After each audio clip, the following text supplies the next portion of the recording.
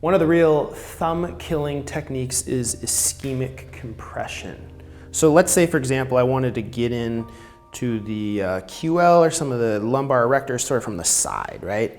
Like maybe I would do this and I'd have to press here and really stress out this joint. So you can, with Ttool, there's really two surfaces that you can do ischemic compression with. So one of them is the rounded corner right here.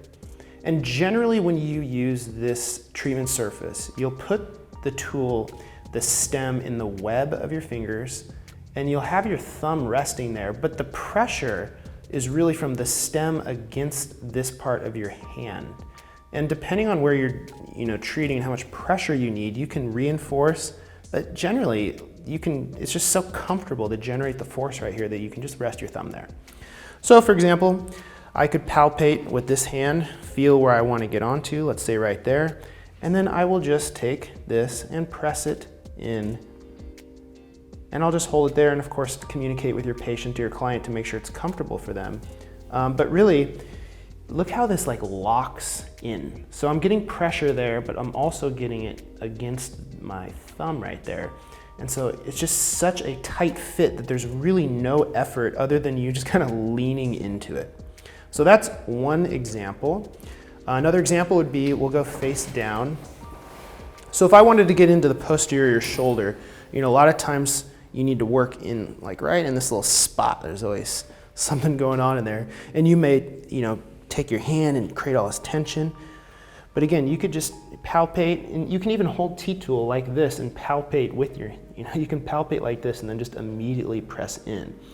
So depending on what your favorite way of sort of using your hands and a tool is. So I'll palpate with my thumb, find where I want to go, and then press right on there. And again, quite easy for me as the provider here, not needing to stress my thumbs and just using the shape of Ttool to my advantage to create leverage so I can do the treatment style of ischemic compression.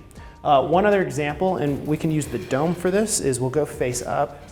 So a lot of times if you want to get onto like the front side of the teres major or into the subscap, you may be here and you'll put your fingers here and then create this tension like this.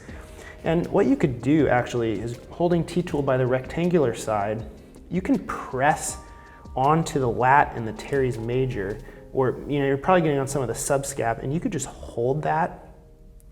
And here where the pressure is for me, is it's really my fingers like up on the underside of the circular side, as well as my thumb pressing on the flat bottom part there.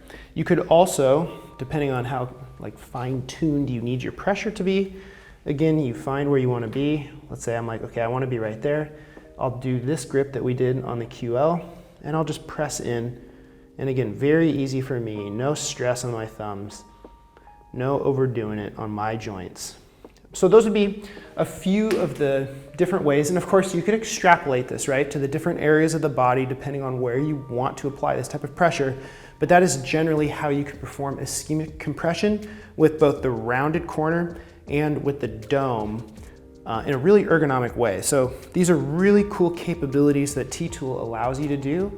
Right, we looked at scraping, we looked at scraping with motion. Those are commonly, able to be performed with gua sha or flat tools, but when we start looking at this ischemic compression and the variety of ways you can hold it, you can start to see that there's a lot of, utility in the shape here. So, yep, that's how you could perform these, this ischemic compression technique. And when we look at pin and stretch, it's really gonna be similar because ischemic compression, when you're holding tension, and pin and stretch are quite similar in the way they're done, just one sort of adding motion. Similarly, how you have scraping and then scraping with motion, we have ischemic compression and then ischemic compression with motion, which is essentially pin and stretch, which we'll look at next.